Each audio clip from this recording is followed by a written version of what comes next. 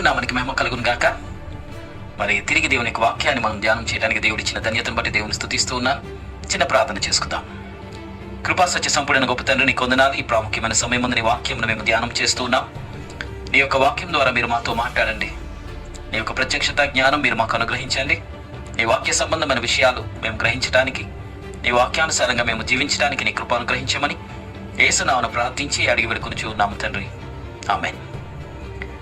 దేవుని నామానికి మహిమ కలుగును గాక. షైన్ ఆఫ్ షకీనా ఫ్యాక్ట్స్ అను ఈ కార్యక్రమంకు ప్రేమపూర్వకంగా మిమ్మల్ని ఆహ్వానిస్తూ ఉన్నాను. గలతీయులకు రాసిన పత్రిక 5వ అధ్యాయం 22వ వచనంలో ఆత్మ ఫలము అనే అంశంను మనం ధ్యానం చేస్తున్నాం. ఈరోజు దయాళత్వం అనే అంశం ఈరోజు మనం ధ్యానం చేస్తున్నాం. దయాళత్వం అనే ఆత్మఫలాన్ని ఈరోజు దేవుని యొక్క వాక్య వెలుగులో, దేవుని యొక్క వాక్యానుసారంగా దయాళత్వం గూర్చి దేవుని యొక్క వాక్యం మనకి ఏమైనా తెలియజేస్తుందో చూద్దాం. ముఖ్యంగా ఈ యొక్క ఆత్మఫలములో ఉన్న ఈ దయాళత్వం అనగా హీబ్రూ భాషలో చేస్ట్ అనే పదం ఉపయోగించబడింది. అలాగే గ్రీకు భాషలో క్రిస్టోస్ అనే పదం ఉపయోగించబడింది. ఈ యొక్క చేస్ అన్న, క్రిస్టోస్ అన్న 3 అర్థాలు ఇంగ్లీష్లో మనకు కనబడతాయి. ఒకటి బీయింగ్ యూస్ఫుల్, ఉపయోగకరంగా ఉండటం. బెనిఫిషియల్, ఒక ఇతరులకు ఒక ఆశీర్వాదకరమైన స్థితిని మనం కలిగి ఉండటం. హెల్ప్ఫుల్ టు అదర్స్, ఇతరులకు సహాయం చేసే రీతిగా మనం ఉండటం. ఇటు రీతిగా being useful, beneficial, helpful to others అనే అర్థాలు వస్తున్నాయి. వీటితో పాటు షోయింగ్ ఫ్రెండ్షిప్ అనే అర్థం వస్తుంది. షోయింగ్ ఫ్రెండ్షిప్, స్నేహ బంధం చేత స్నేహం అనే రీతిగా స్నేహం కలిగిన తత్వాన్ని మనం కలిగి ఉండటం దీని యొక్క అర్థాలు. ముఖ్యంగా బైబిల్ గ్రంథంలో దయను గూర్చి బైబిల్ ఇటు రీతిగా మనకు తెలియజేస్తుంది అని మనం ఆలోచన చేస్తే, ఎఫెసీయులకు రాసిన పత్రిక 4వ అధ్యాయం 32వ వచనంలో ఇటు రీతిగా అపోస్తలుడైన పౌలు తెలియజేస్తూ ఉన్నాడు. ఒకని ఎడల ఒకడు దయ కలిగి కరుణా హృదయులై క్రీస్తునందు దేవుడు మిమ్మల్ని క్షమించిన ప్రకారం మీరును ఒకరినొకరు క్షమించండి అంటున్నాడు.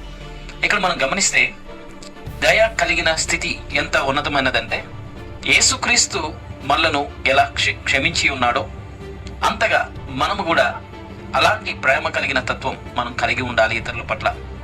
ముఖ్యంగా యేసుక్రీస్తు ప్రభు ఆయన మనను క్షమించి ఉన్న ప్రకారంగా మనం ఒకరినొకరు దయ కలిగి ఉండాలి అనే మాట ఇక్కడ రాయబడింది. అంటే నిజంగానే యేసుక్రీస్తు ప్రభు ఎంత దయ చూపిస్తే ఈరోజు మనం రక్షించబడ్డాం. ఆయన మన పట్ల ఎంత దయ చూపిస్తే అర్హత లేని మనకు ఇలాంటి గొప్ప రక్షణ భాగ్యం మనకు దొరికింది. కాబట్టి దయ అనేది దేవుడు మనకు కనపరుస్తున్నాడు. ఆయన ప్రతి విషయాన్ని వేలెత్తి చూపిస్తే, ప్రతిదీ ఆయన తప్పును పాపాన్ని వేలెత్తి చూపిస్తే దేవుని యొక్క సన్నిధిలో ఎవరు కూడా నిలిచే అర్హత ఎవరికీ ఉండదు. దేవుడు దయగలిగిన వాడు గనుక ఆ దయను బట్టి మానవుణ్ణి క్షమిస్తూ ఉన్నాడు. మానవుడి పట్ల దేవుడు దయ కలిగి ఉన్నాడు. ఆ దయను బట్టి మానవుణ్ణి దేవుడు క్షమించాడు. అలా యేసుక్రీస్తు ప్రభు ఎలా క్షమాపణ స్వభావాన్ని కలిగి ఉన్నాడో అదే రీతిగా ఇతరుల పట్ల మనం కూడా దయను కలిగి ఉండాలి అనే రీతిగా అపోస్తలుడైన పౌలు ఎఫెసీ సంఘానికి తెలియజేస్తున్నాడు. మరి ఒకసారి చదువుతున్నాను. ఒకని ఎడల ఒకడు దయ కలిగి కరుణా హృదయులై క్రీస్తునందు దేవుడు మిమ్మల్ని క్షమించిన ప్రకారం మీరు కూడా ఒకరినొకరు క్షమించండి. యేసుక్రీస్తు క్షమించిన హృదయం ఎటు రీతిగా కలిగి ఉండి అందరి పట్ల దయ కలిగిన వాడుగా, అందరి పాపాలను క్షమించిన వాడుగా ఉన్నాడో అదే రీతిగా దయను మనం కలిగిన వారంగా ఉండాలి అని వాక్యం మనకు తెలియజేస్తుంది. ఈరోజు కొన్ని ప్రాముఖ్యమైన విషయాలు ఈ దయాళత్వాన్ని గూర్చి బైబిల్ గ్రంథంలో రాయబడిన విషయాలు మనం చూద్దాం. యేసుక్రీస్తు ప్రభు ఆయన ఈ భూమి మీద ఉన్నప్పుడు మత్తయి రాసిన సువార్త 5వ అధ్యాయంలో 45వ వచనం నుండి ఎట్టి రీతిగా దేవుడు దయాళత్వాన్ని కలిగిన వాడుగా ఉన్నాడో యేసుక్రీస్తు ప్రభు తన మాటల ద్వారా తెలియజేశాడు.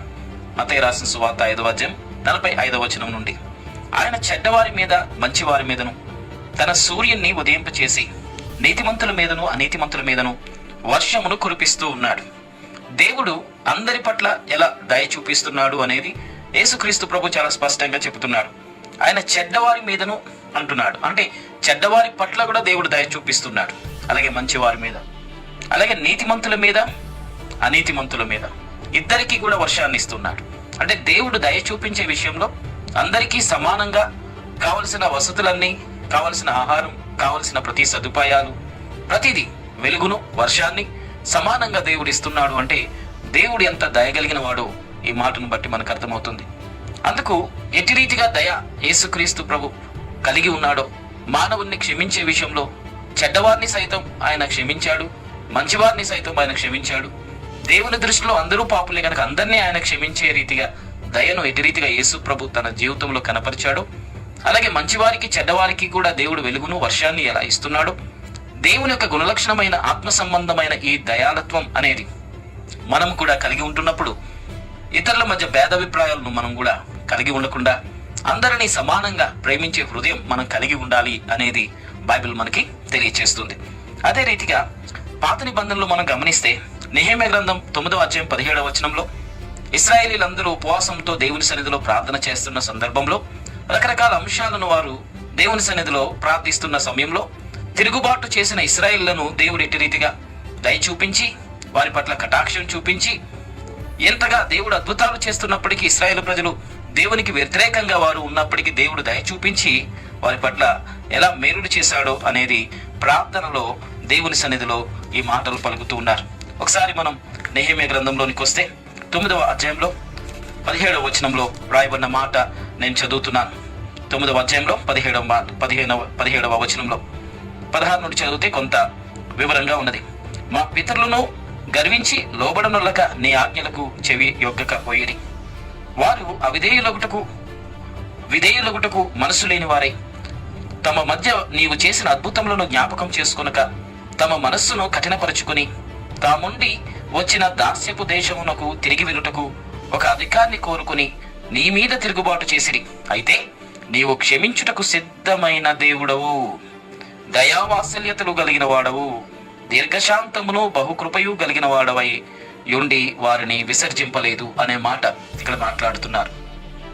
దాస్య గృహమైన ఐగుప్తు దేశం నుండి ఇశ్రాయేలు ప్రజలను బయటకు తీసుకొచ్చి ఎన్నో అద్భుతాలు దేవుడు చేసినప్పటికీ తిరిగి వారి హృదయాన్ని వారు కఠినపరుచుకొని మేము మరలా వెనక్కి వెళ్ళిపోతాం అని ఇశ్రాయేలు ప్రజలు తిరుగుబాటు చేసి దేవునికి వ్యతిరేకంగా తిరుగుతున్నప్పటికీ దేవుడు క్షమించడానికి సిద్ధ మనసు కలిగిన వాడు అనే మాట మాట్లాడాడు. అవును, దేవుడు క్షమించడానికి సిద్ధ మనసు కలిగిన వాడు. అంత మాత్రమే కాదు, ఆయన క్షమించుటకు సిద్ధ మనసు కలిగిన దేవుడు, అలాగే దయావాత్సల్యతలు కలిగిన దేవుడు. కాబట్టి దయావాత్సల్యత అనే దేవుని యొక్క గుణలక్షణం మానవుని పట్ల దేవుడు దయ చూపించే విషయంలో దేవుడికి విరోధంగా ఉన్న ఇశ్రాయేలు ప్రజలందరినీ క్షమించేటట్టుగా వారు దేవునికి వ్యతిరేకంగా తిరుగుబాటు చేస్తూ ఉన్నప్పటికీ అద్భుతాలు చూసి కూడా వారి హృదయాన్ని కఠినపరుచుకొని దేవునికి విరోధంగా వారు తిరుగుబాటు స్వభావం కలిగి ఉన్నప్పటికీ దేవుడు కలిగి ఉన్న ఆ దయా స్వభావమే ఇశ్రాయేలు ప్రజల మనుగడ ఎంతవరకు ఉండటానికి గల కారణం. దేవుడే తన హృదయాన్ని కఠినపరుచుకొని ఒక్కసారిగా దేవుడు తన కోపాన్ని ఇశ్రాయేలు ప్రజల పట్ల చూపిస్తే ఎప్పుడో ఇశ్రాయేలు ప్రజల వంశమే ఇక చరిత్రలో ఉండకుండా ఆ ఇసుకలో ఎడారిలో సమాధిగా అయిపోయేవారు. అయితే దేవుడు ఎంత తిరుగుబాటు వారు చేస్తున్నప్పటికీ, దేవునికి విరోధంగా వారు ఎంతగా హృదయాన్ని కఠినపరుచుకున్నప్పటికీ దేవుడు మాత్రం తన హృదయాన్ని కఠినపరుచుకోకుండా దయగలిగిన వాడుగానే తన ప్రేమను ఇశ్రాయేలు పట్ల చూపించాడు అనేది ఇక్కడ ఇశ్రాయేలీలు తిరిగి నెహెమ్యా కాలంలో ప్రార్థన చేస్తున్నప్పుడు దేవుడు చేసిన ఆ గొప్ప కార్యాన్ని గుర్తించి దేవుడు ఎంత దయా వాత్సల్యత కలిగిన వాడో ఇక్కడ తెలియచేస్తూ ఉన్నారు. అదే రీతిగా యెషయా గ్రంథం 54వ అధ్యాయంలో ఒక చక్కని మాట దేవుని యొక్క గుణలక్షణాలను గురించి వ్రాయబడింది. యెషయా గ్రంథం 54వ అధ్యాయం 8వ వచనంలో వ్రాయబడిన మాట నేను చదువుతున్నా. మహోద్రేకం కలిగి నిమిషమాత్రము నీకు విముఖుడనైతిని, నిత్యమైన కృపతో నీకు వాత్సల్యమును చూపుదును అని నీ విమోచకుడగు యెహోవా సెలవిచ్చుచున్నాడు. మహా ఉద్రేకంతో ఒక్క నిమిషం మాత్రమే నీకు విముఖుడుగా ఉన్నాను, నిత్యమైన కృపతో నీకు వాత్సల్యమును చూపిస్తున్నాను అనే మాట మన విమోచకుడైన దేవుడు మాట్లాడుతున్న మాట ఇక్కడ వ్రాయబడింది. దేవుడు ఆయన మన పట్ల కఠినంగా వ్యవహరించాలంటే, ఆయన తన కోపాన్ని మన పట్ల చూపించాలంటే దేవుడు ఒక్క క్షణం చాలు మానవుని యొక్క మనుగడ అంతమైపోవటానికి. అయితే ఆయన మహా ఉద్రేకాన్ని ఒక్క నిమిషం దేవుడు చూపించి ఆయన విముఖుడిగా అవితే, ఒకవేళ దేవుడు మనలను మర్చిపోతే, ఒకవేళ దేవుడు మన పట్ల కఠినంగా ఉంటే దేవుడు దానికి ఎన్నంతలుగా మరలా తిరిగి మన పట్ల కటాక్షం చూపిస్తాడు. నిత్యమైన కృపతో నీకు వాత్సల్యమును చూపిస్తాను అంటున్నాడు. దేవుడు ఎప్పుడు కూడా మానవునికి విరోధంగా, మానవుని పట్ల కఠినంగా ఉండటానికి దేవుడు ఎప్పుడు ప్రవర్తించడు. మానవుడే తనకు తానుగా దేవునికి దూరస్తుడిగా మార్చబడతాడు. ఉదాహరణకు దేవుడు దయగలిగిన వాడు అని బైబిల్ సెలవిస్తుంది. దేవుడు ఎప్పుడైనా సరే దేవుని యొక్క గుణలక్షణాల గురించి మనం ఆలోచన చేస్తున్నప్పుడు దేవునిలో లేని గుణలక్షణాలను దేవునిలో ఉన్నాయి అనేటట్టుగా మనం భావించడానికి వీల్లేదు. ఉదాహరణకు మొదటి యోహాను రాసిన పత్రిక 1వ అధ్యాయం 5వ వచనంలో దేవుడు వెలుగై ఉన్నాడు, ఆయన యందు చీకటి ఎంత మాత్రం లేదు అనే మాట రాయబడింది. అంటే దేవునిలో ఉన్న గుణలక్షణం వెలుగు, ఆయనలో వెలుగుంది, దేవుడు వెలుగై ఉన్నాడు, ఆయనలో చీకటి ఎంత మాత్రం లేదు అని రాయబడింది. కాబట్టి లేనిది, ఆ చీకటి లేని స్వభావం దేవునిలో ఉన్నది అన్నట్టుగా ఆలోచన చేయకూడదు. లేనిది దేవుడు ఎప్పుడు దేవుడు అది మనిషికి ఇవ్వలేడు. సో దేవునిలో వెలుగుంది, ఆ వెలుగు మనిషికి జీవంగా దేవుడు మానవులకి ఇచ్చాడు. దేవునిలో ఆ చీకటి అనేది లేదు, ఆ చీకటి శాపంకు సాదృశ్యం. దేవునిలో శాపం లేదు కాబట్టి మనిషికి శాపాన్ని దేవుడు ఇవ్వలేడు. ఉదాహరణకు దేవుడు ఆదాము తప్పు చేసినప్పుడు శపించాడు అవ్వను ఆదామును అనుకుంటాం. కానీ వాస్తవంగా బైబిల్ గ్రంథాన్ని మనం ధ్యానం చేస్తే ఆదికాండం 3వ అధ్యాయం 16వ వచనంలో స్త్రీతో మాట్లాడుతున్న సందర్భంలో ఏమంటున్నాడు? నీ యొక్క ప్రసవ వేదన నేను మిక్కిలి హెచ్చింపజేస్తాను అన్నాడు. అప్పటికి ప్రసవ వేదన లేదు అనే అర్థం కాదు. ఉన్న వేదన మిక్కిలి హెచ్చిస్తా, వేదనతో నువ్వు పిల్లల్ని కంటావు అన్నాడు. వేదన లేదు, పిల్లల్ని కంటున్నప్పుడు వేదన కలగదు అని బైబిల్ చెప్పట్లేదు. వేదన ఉంది, ప్రసవ వేదన పడుతుంది, అయితే మిక్కిలి హెచ్చిస్తాను, మిక్కిలి ఎక్కువగా చేస్తాను అనే మాట మాట్లాడాడు. లేనిది దేవుడు ఇవ్వలేదు. అలాగే ఆదికాండం 3వ అధ్యాయం 17వ వచనంలో ఆ ఆదాముతో దేవుడు మాట్లాడుతున్నప్పుడు నీవు నీ భార్య మాట విని నేను నీకు తినవద్దు అని ఆజ్ఞాపించిన వృక్షఫలమును నువ్వు తిన్నావు గనక నిన్ను బట్టి నేల శపించబడింది అన్నాడు. నిన్ను బట్టి నేల శపించబడింది అన్నాడు, కానీ నేను నేలను శపిస్తున్నాను అని అనలేదు. ఎందుకంటే శాపం అనేది దేవుని దగ్గర లేదు, శాపం అనేది ఆయన దగ్గర లేదు కనుక నేను నిన్ను శపిస్తున్నాను అనే మాట దేవుడు అనలేదు. కాబట్టి దేవుడు నిన్ను బట్టి నేల శపించబడింది అని అన్నాడు. కాబట్టి మానవుడు దేవుడు దయగలిగిన వాడైనప్పటికీ దేవుని యొక్క దయ నుండి కలిగే ఆశీర్వాదానికి ఎందుకు దూరం అయిపోతాడు? దానికి అంతటికీ గల కారణం దేవుని యొక్క అద్భుతాలు చూసిన ఒక వ్యక్తి దేవుణ్ణి దేవునిగా గణపరచకుండా, దేవునికి కృతజ్ఞత కలిగి ఉండకుండా, దేవునికి విరోధమైన స్వభావం కలిగి కఠినపరుచుకున్న మనస్సును కలిగి ఉంటే దేవుడు వారి పట్ల కనికరాన్ని చూపించలేడు. ఉదాహరణకు వారి శిక్షకు, వారి విత్తిన దానికి వారే బాధ్యులుగా మార్చబడతారు. ఏదైనా తోటలో అన్ని రకాల సౌకర్యాలు, సదుపాయాలు, మంచి ఆహారం కలిగి మంచి వాతావరణం కలిగిన ప్రదేశంలో నుండి ఆదాము అవ్వలు బయటికి వెళ్ళిపోయే పరిస్థితి ఏర్పడింది. దానికి గల ప్రధాన కారణం ఏమిటంటే వారు దేవునికి విరోధంగా వారు హృదయాన్ని కఠినపరుచుకొని దేవుని యొక్క దయ ఎంత ఉన్నతమైనదో వారు గుర్తించకుండా వారు ఆ దేవుని యొక్క దయను వారు వదిలిపెట్టి దేవునికి విరోధంగా వారు ప్రవర్తించి వారు దేవుని యొక్క అనుగ్రహం నుండి వారికి వారుగా బయటకు వచ్చిన పరిస్థితి ఏర్పడింది. దేవుడు ఒక్క నిమిషం ఆయన మనకు విముఖుడుగా ఆయన ఉంటే శాశ్వత కాలం ఆయన మన పట్ల కృప చూపించేవాడుగానే ఉంటాడు. కానీ దేవుడు మన పట్ల విముఖత కలిగిన వాడైతే మనల్ని ఎందుకు ప్రేమిస్తాడు? ఆయన ఒక్క నిమిషం మనల్ని వదిలిపెట్టి వాడైతే ఎందుకు మన కొరకు ఈ భూమి మీదకి వస్తాడు? ఉదాహరణకు మనం ఆలోచన చేస్తే ఆదాము అవ్వలు తప్పు చేశారు. తప్పు చేసిన తర్వాత సందర్భాన్ని మనం గమనిస్తే ఆదికాండం 3వ అధ్యాయంలో దేవుడు ఆదాము అవ్వల్ని బయటకు గెంటి వేశాడు ఏదైనా తోటలో నుండి అనే భావన మనకు కలుగుతుంది. ఏదైనా తోటలో నుండి దేవుడు వారిని బయటికి వెళ్ళగొట్టేశాడు అనేది మనం బైబిల్లో చదువుతూ ఉన్నాం. అక్కడ అనిపిస్తుంది ఎంత దేవుడు కఠినంగా వ్యవహరించాడు, ఎందుకు వారు పాపం చేసిన దేవుడు క్షమించకుండా అలా ఎందుకు చేశాడు అనే భావన మనకు కలుగుతుంది. కానీ కొంత లోతుగా మనం ఆలోచన చేస్తే ఏదైనా తోటలో నుండి ఆదాము అవ్వలు బయటకు వచ్చేసారో అదే ఏదైనా తోటలో నుండి దేవుడు కూడా బయటకు వచ్చేసాడు. మనుషులు లేని ఆ స్థలం దేవుడికి అక్కర్లేదు. మనిషి కావాలి కానీ దేవుడికి ఆ ప్రాంతం అక్కర్లేదు. ఏ రోజైతే ఆదాము అవ్వలు ఆ స్థలంలో నుండి బయటకు వెళ్ళగొట్టబడ్డారో అదే రోజు మానవుని కొరకు దేవుడు కూడా ఏదైనా తోటలో నుండి బయటకు వచ్చేసాడు.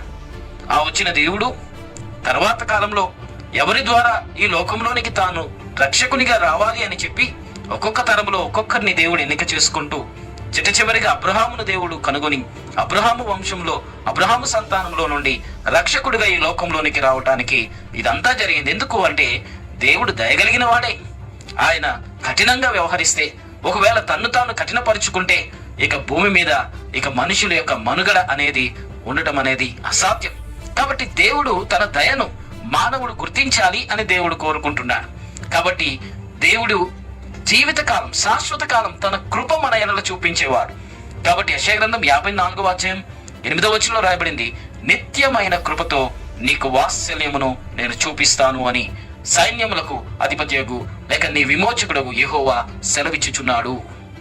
కాబట్టి ఈ మాట మనకు మనం అన్వయించుకుందాం. నిత్యమైన కృపతో నాకు వాత్సల్యమును చూపేవాడు నా దేవుడు అని. లేదా దేవుడు కఠినుడుగా లేక శిక్షను విధించేవాడుగా, కొంత కోపం దేవుడు మన పట్ల కలిగి ఉంటాడనే భావనతో దేవునికి మనమే దూరం అయిపోతున్నాం. కానీ దేవుడు నిత్యమైన కృపతో తన వాత్సల్యాన్ని చూపించేవాడు అనేది మనం గుర్తించాలి. ఆయన దయగలిగిన వాడు, ఆయన గుణలక్షణాల్లో దయ ఉన్నది కనుక ఆ దయ మనకు ఆత్మఫలము రూపంలో ఆ దయాళత్వాన్ని దేవుడు మనకు అనుగ్రహించాడు. ఆ దయాళత్వంలో క్షమాపణ ఉంది కాబట్టి తప్పు చేసిన మానవుణ్ణి ఏదైనా తోటలో నుండి వెళ్ళగొట్టలేదు. ఏదైనా తోటలో నుండి వెళ్ళగొట్టి ఇక మానవుడు పతనమైపోవాలని దేవుడు కోరుకోలేదు.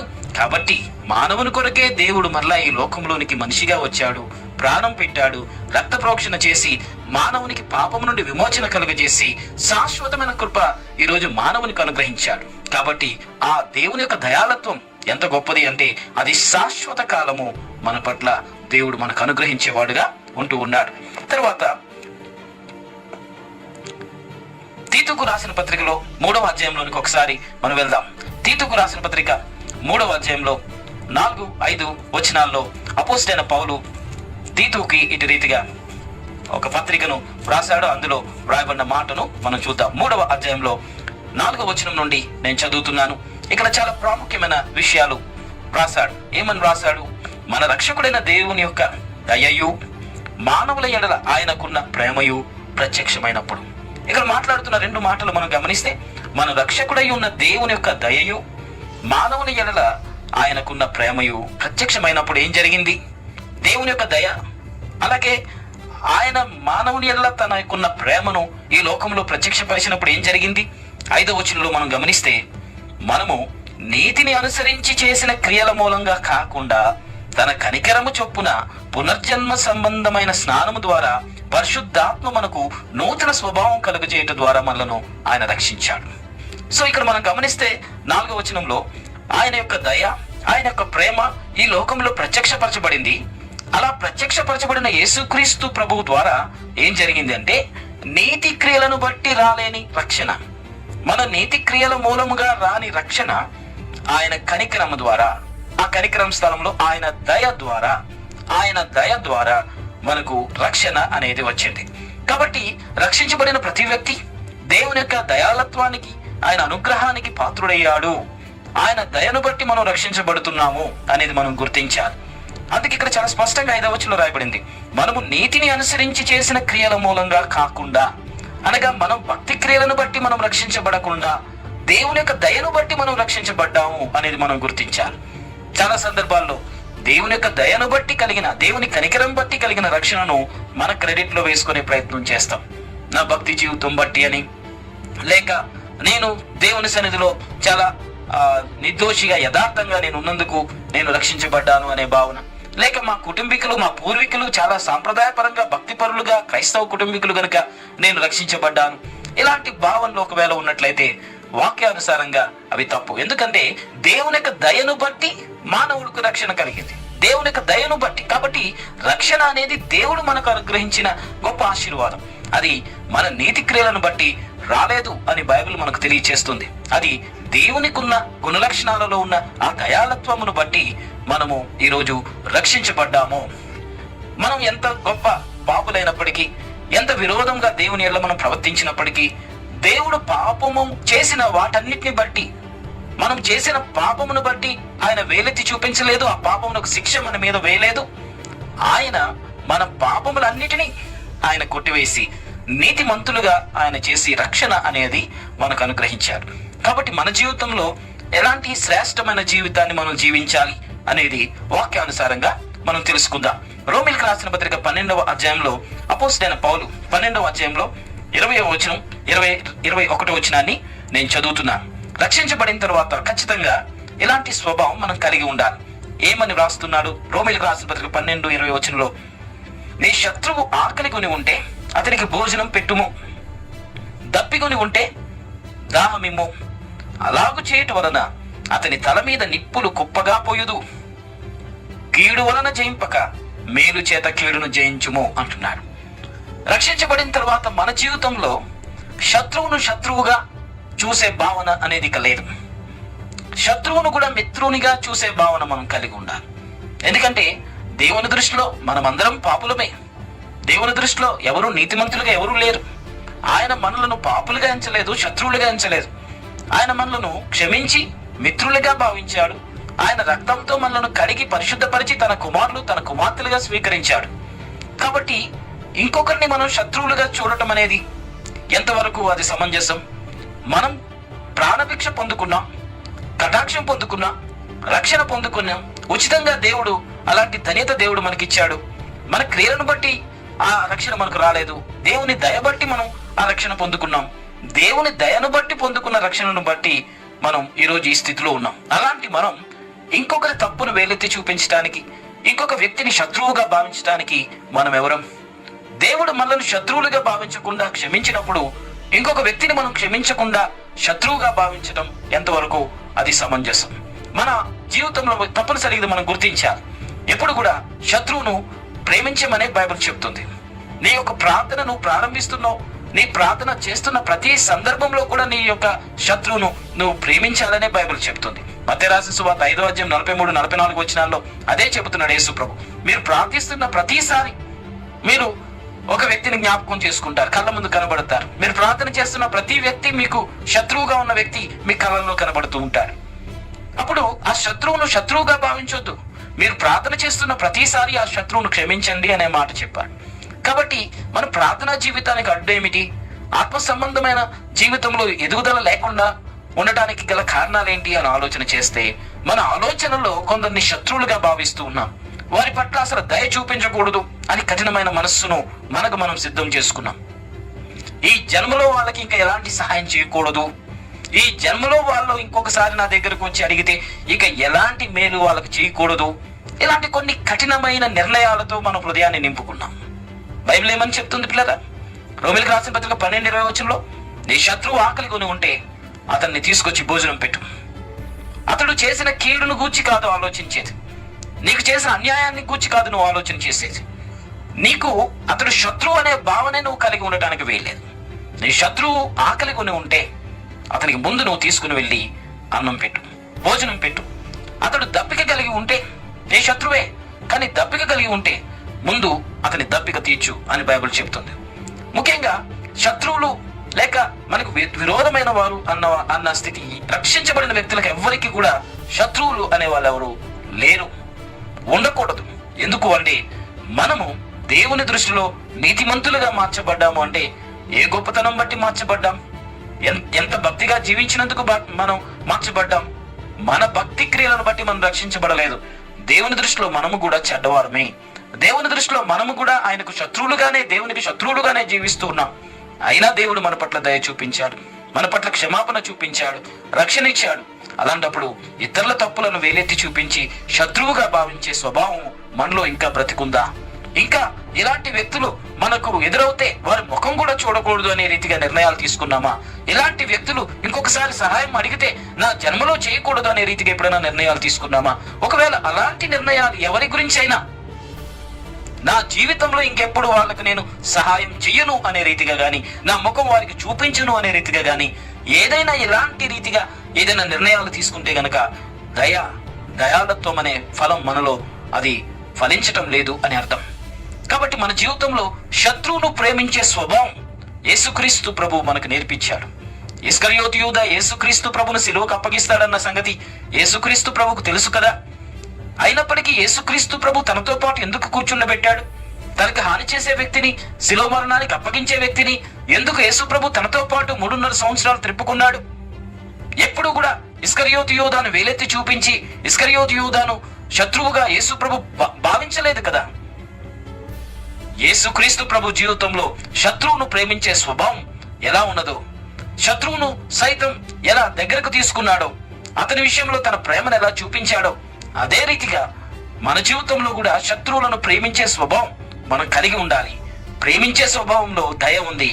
ఆ దయను బట్టి వారికి మనం సహాయం చేయాలి. ప్రేమించే స్వభావంలో క్షమాపణ ఉంది. ఆ క్షమాపణ అనేది మనం తప్పనిసరిగా వారు చేసిన దాని విషయంలో వారిని మనం క్షమించి వదిలిపెట్టాలి. కాబట్టి ఇలాంటి గుణలక్షణాలు, అందుకే రోమిలకు రాసిన పత్రిక 12:21 కీడు వలన జయించబడక మేలు చేత కీడును జయించుము. ఈరోజు బలవంతుడుగా ఉన్న నీ శత్రువు ఒకరోజు బలహీనుడు అవుతాడు, ఆ విషయం నీకు కూడా తెలుసు. ఈరోజు ధనవంతుడుగా ఉన్న నీ శత్రువు ఒకరోజు దరిద్రుడు అవుతాడు, ఆ విషయం నీకు కూడా తెలుసు. ఒకరోజు బలహీనుడైనప్పుడు నీ ప్రతాపం చూపించడానికి కాదు నీ భక్తి. ఒకరోజు ధనవంతుడిగా ఉన్న నీ శత్రువు ఒకరోజు కొన్ని రోజుల తర్వాత దరిద్రుడిగా మార్చబడతాడు. ఆ దరిద్రుడిగా మార్చబడిన తర్వాత నువ్వేంటో చూపించడానికి, నీ ప్రతాపం చూపించడానికి కాదు నీ భక్తి. నీ శత్రువు అవసరతలో ఉండే ఒక సమయం ఏర్పడుతుంది. నీ శత్రువుకి నీ అవసరం ఏర్పడుతుంది.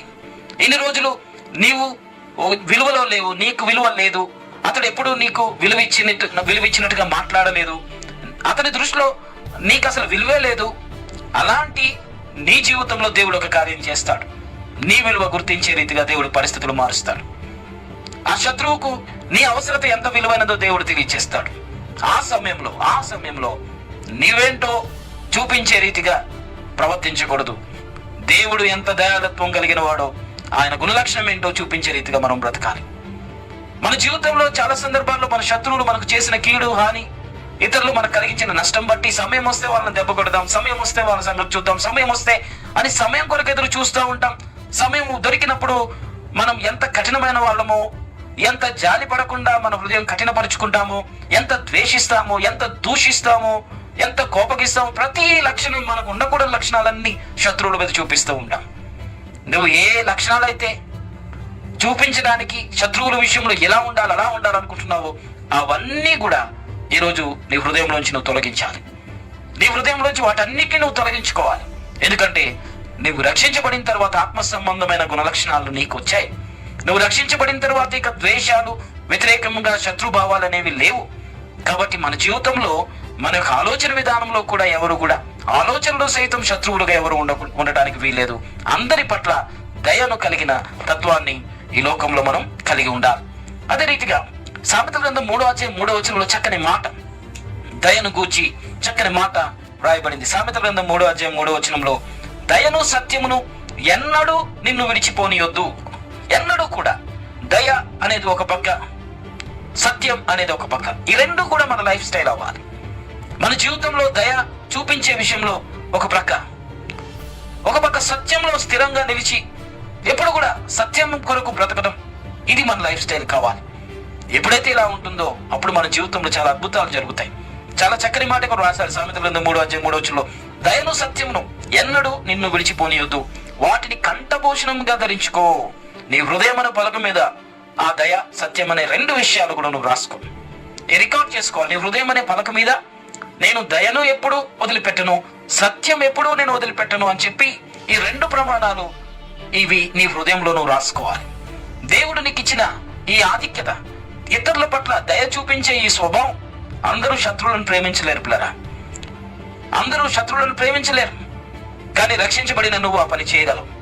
రక్షించబడిన నీవు ఆత్మ సంబంధమైన ఫలం కలిగిన ఆ దయాళత్వం అనే ఫలం కలిగిన నీవు ఇతరుల పట్ల దయ చూపించే స్వభావం నువ్వు తప్పనిసరిగా ఈ లోకానికి తెలియచేయగలవు, ప్రత్యక్షపరచగలవు. కాబట్టి నీలో ఈ దయ అనేది ఆత్మ సంబంధమైన ఫలంగా దేవుడు నీకు అనుగ్రహించాడు. కాబట్టి ఏ విషయంలో అయినా ఒకవేళ కఠినపరుచుకొని నీ జీవితంలో కఠినత్వాన్ని హారంగా మెడలో వేసుకున్నట్టుగా, ఒకవేళ కఠినత్వాన్ని నీవు ఎప్పటికీ ధరించిన వ్యక్తిగా క్రూరత్వంగా బ్రతుకుతున్నావేమో, దయా సత్యం అనేది మెడలో హారంగా, కంఠ భూషణములుగా ఈరోజు నువ్వు ధరించుకో. దయ, సత్యం ఈ రెండు నీ యొక్క మెడలో హారంగా ఉండాలి.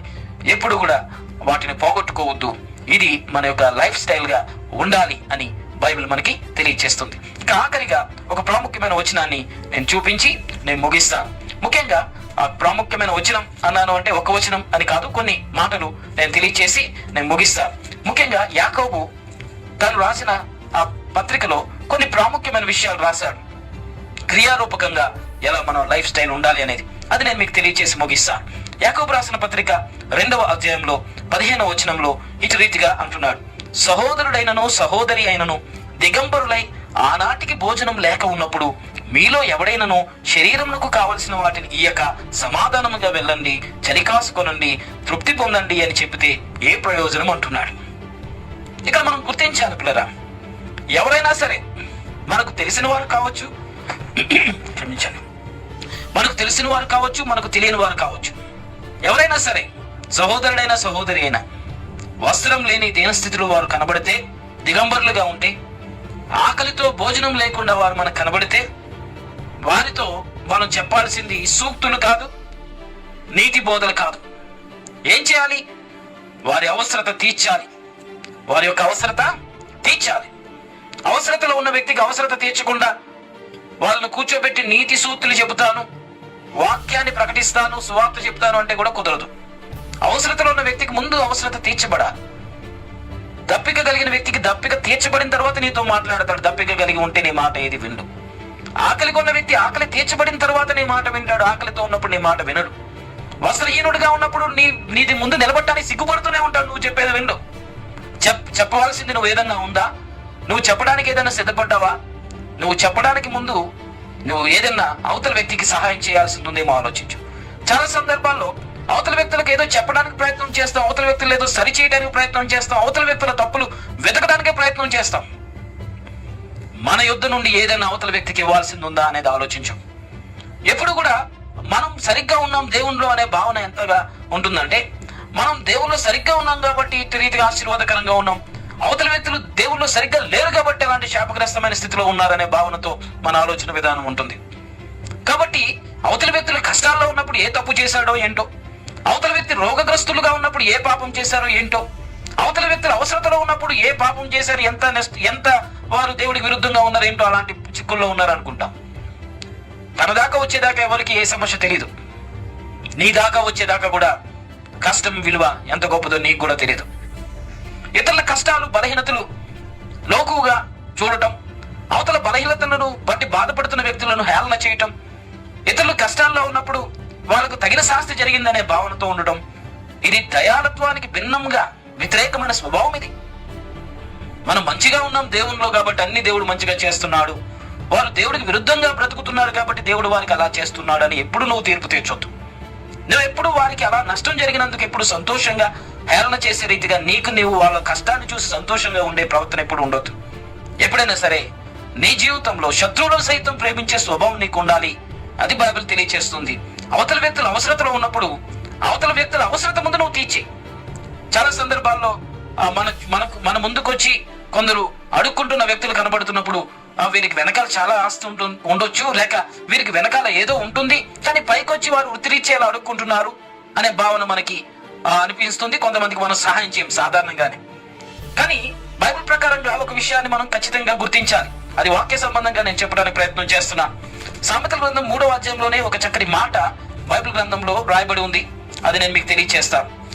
దేవుడు మన కళ్ళ ఎదుటకు ఒక వ్యక్తిని తీసుకొచ్చినప్పుడు 2 విషయాలు మనం గుర్తించాలి. ఒకటి, మనం సహాయం చేయగలిగిన స్థితిలో మనం ఉన్నామా లేదా అని మనం గుర్తించాలి. సహాయం చేయగలిగిన స్థితిలో మనం ఉన్నామా లేదా అనేది ఒకటి గుర్తించాలి. రెండవది, అవతల వ్యక్తి కూడా సహాయం పొందడానికి అర్హత కలిగిన వ్యక్తి కాదా, ఈ 2 మనం గుర్తించాలి. సో బైబిల్ ఏమని సెలవిస్తుంది? సామెతల గ్రంథం 3వ అధ్యాయం 27వ వచనంలో, మేలు చేయట నీకు చేతనైనప్పుడు దాన్ని పొందదగిన వారికి చేయకుండా వెనక్కి తీయొద్దు. మేలు చేయటం నీకు చేతనైనప్పుడు దాన్ని పొందదగిన వారికి నువ్వు చేయాలి. ఇది బైబిల్ చెప్తుంది. కాబట్టి నీకు మేలు చేసే ఆస్కారం ఉన్నప్పుడు, ఇతరులకు సహాయం చేసే రీతిగా నీకు ఆశీర్వాదం ఉన్నప్పుడు, ఇతరులకు ఆహారం పెట్టగలిగిన సమృద్ధి నీకున్నప్పుడు, నువ్వు మేలు చేయడానికి దేవుడి నిన్ను ఆశీర్వదించినందుకు ఇతరులకు సహాయం చేసే విషయంలో సిద్ధ మనసు కలిగి ఉండాలి. రెండవది, సహాయం పొందదగిన వ్యక్తిగా అర్హత కలిగిన వ్యక్తిగా ఉన్నాడా లేదా, పొందదగిన అర్హత కలిగిన వ్యక్తి కాదా అనేది కూడా చూడాలి. అంటే అవతల వ్యక్తికి నీ సహాయం అవసరమా కాదా, అవతల వ్యక్తి నువ్వు చేసే సహాయానికి అర్హుడా కాదా అనేది కూడా నువ్వు నిర్ధారించుకోవాలి. అవతల వ్యక్తి నీ సహాయానికి అర్హుడుగా ఉండాలి అంటే నువ్వు పెట్టుకునే నియమాలేంటి? అవతల వ్యక్తికి నువ్వు సహాయం చేయాలి అనుకుంటే ఎలా నువ్వు చేయాలి? బైబిల్ ఏమని చెబుతుంది? అతడు పొందటానికి అర్హత కలిగిన వాడై ఉండాలి. పొందటానికి అర్హత కలిగిన వాడైతే ఎలా ఉంటాడు? మానవ సంబంధ రీత్యా కొన్ని, ఇది బైబిల్కి విరుద్ధం, ఇలాంటి భావనలు మనలో ఉంటాయి.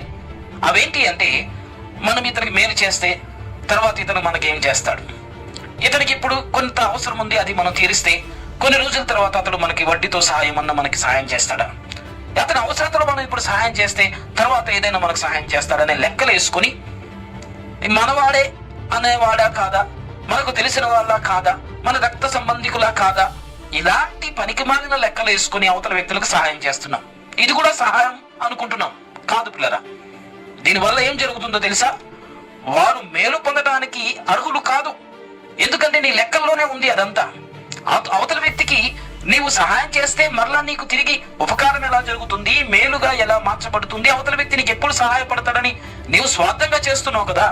దాని కారణంగా ఏం జరుగుతుందంటే, అవతల వ్యక్తికి నువ్వు ఇచ్చేది సరైన వ్యక్తికి నువ్వు ఇవ్వట్లేదు, తిరిగి నీ అవసరత తీర్చే వ్యక్తికే నువ్వు ఇస్తున్నావు కదా. దాని పర్యవసానం ఏమవుతుందంటే, నువ్వెవరికైతే సహాయం చేస్తావో వారి ద్వారానే నువ్వు అవమానపరచబడతావు. ఎందుకంటే ఆ వ్యక్తి సహాయం పొందడానికి అనర్హుడు. నీవు అనుకున్నావు మన వాళ్ళే, మన బంధువులే, మన రక్త సంబంధికులే, మన స్నేహితులే, మనకు తెలిసిన వాళ్ళే అని సహాయం చేస్తా కూర్చున్నావు. దాని పర్యవసానం ఏమవుతుందంటే, ఎవరికైతే నువ్వు సహాయం చేస్తావో వాళ్ళ ద్వారానే తిరిగి నువ్వు నష్టపోతావు, వాళ్ళ ద్వారానే నువ్వు అవమానపరచబడతావు, వాళ్ళ ద్వారానే నీ జీవితంలో కోలుకోలేని దెబ్బలు తింటావు. కాబట్టి నువ్వు సహాయం చేయాలంటే గనక ఏ విధానంలో చేయాలి, ఏది ప్రామాణికంగా నువ్వు తీసుకోవాలి, ఏది ప్రామాణికంగా నువ్వు భావించాలి, తప్పనిసరిగా ఇది మనం తెలుసుకోవాలి. నువ్వు ప్రామాణికంగా భావించవలసింది ఏంటో తెలుసా? నీవు సహాయం చేస్తే ఆ వ్యక్తి జీవిత కాలంలో, అంటే ఆ సహాయం పొందిన వ్యక్తి తన జీవిత కాలంలో తన రుణం, నువ్వు ఇచ్చిన రుణాన్ని ఇక ఎప్పటికీ తీర్చుకోలేని వ్యక్తులు ఎవరున్నారో వాళ్ళకి చెయ్యి. వాళ్ళ జీవిత కాలంలో నువ్వు చేసిన సహాయానికి ఒక్క రూపాయి కూడా నీకు వెనక్కి ఎవరైనా ఇవ్వలేని వాళ్ళు ఎవరైనా ఉన్నారా? వాళ్ళ జీవిత కాలంలో నీ రుణాన్ని తీర్చుకోలేకుండా ఇక వాళ్ళ జీవితంలో ఇంకా అదే చిట్ట చివరి రోజా, లేక ఇక రానున్న రోజుల్లో ఇంకా ఎక్కువ కాలం బ్రతకకుండా మరణించే రీతిగా ఉన్నారా? అలాంటి దీన స్థితిలో, అంటే ప్రతిఫలం ఆశించకుండా ఉండే సహాయం నువ్వు చేయాలి. ఇన్వెస్ట్మెంట్ చేసే సహాయాలు చేయొద్దు, మోసపోతావు, నష్టపోతావు, వాళ్ళ ద్వారా అవమానపరచబడతావు. ఇన్వెస్ట్మెంట్ చేసే రీతిగా సహాయాలు చేయొద్దు. నీవు సహాయం చేస్తే సహాయం పొందదగిన వ్యక్తికి చేయి.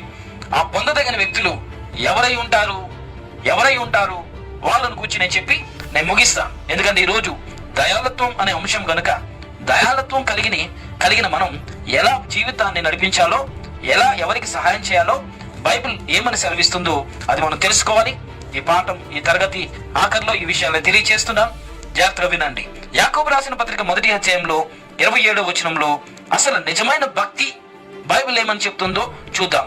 తండ్రి అయిన దేవుని ఎదుట పవిత్రమును నిష్కలంకమైన భక్తి ఏదనగా, దిక్కులేని పిల్లలను, గుర్తుపెట్టుకోండి, దిక్కులేని పిల్లలు. వాళ్ళకి కష్టం వస్తే చెప్పుకోవడానికి డాడీ మమ్మీ ఉండరు, వాళ్ళకి బాధేస్తే చెప్పుకోవడానికి ఎవరు ఆదరించే వాళ్ళు ఉండరు. దిక్కులేని వాళ్ళు, అలాంటి దిక్కులేని పిల్లలకు, విధవరాండ్రు, మగతోడు లేని వాళ్ళు, భయంగా జీవితాన్ని గడుపుతున్న వాళ్ళు, భయంతో జీవితాన్ని నెట్టుకొస్తున్న వాళ్ళు, అవమానం పొందుకుంటున్న వాళ్ళు, తల పైకెత్తుకోలేకుండా తల కిందకు దించుకొని అవమానంతో కృంగిపోయిన వారు, దీన స్థితిలో ఉన్న విధవరాండ్రు, దిక్కులేని పిల్లలు, విధవరాండ్రు, వారి యొక్క ఇబ్బందిలో వాళ్ళను పరామర్శించు. వాళ్ళ ఇబ్బందులు, వాళ్ళ కష్ట సమయంలో, వాళ్ళ బాధల సమయంలో, వాళ్ళ వ్యాధి సమయంలో వాళ్ళ దగ్గరికి వెళ్ళి వాళ్ళని పరామర్శించు. ఇహలోక మాలిన్యము తనకంటకుండా తన్ను తాను కాపాడుకునటమే నిజమైన భక్తి అని బైబిల్ చెప్తుంది. నిస్వార్థంగా నువ్వు సహాయం చేయి. వీరి అవసరత తీరిస్తే నాకు వాళ్ళు ఏం చేస్తారు, వీళ్ళ అవసరత తీర్చినందుకు నాకేదైనా ఉపయోగపడతారా అని ఈ లోక సంబంధమైన ఆలోచనలతో నువ్వు సహాయం చేయొద్దు. ఇహలోక మాలిన్యం అంటకుండా నిస్వార్థంగా ఇతరులకు నువ్వు సహాయం చేయి. దయాళత్వంలో ఇలాంటి స్వభావం ఉంది పిల్లల. దయ కలిగిన వ్యక్తులుగా ఈ లోకంలో మనం చేయాల్సిన నిజమైన భక్తి ఇదే. దిక్కులేని పిల్లల్ని మనం గుర్తించాలి. దీని స్థితిలో ఉన్న పిల్లల్ని జ్ఞాపకం చేసుకోవాలి.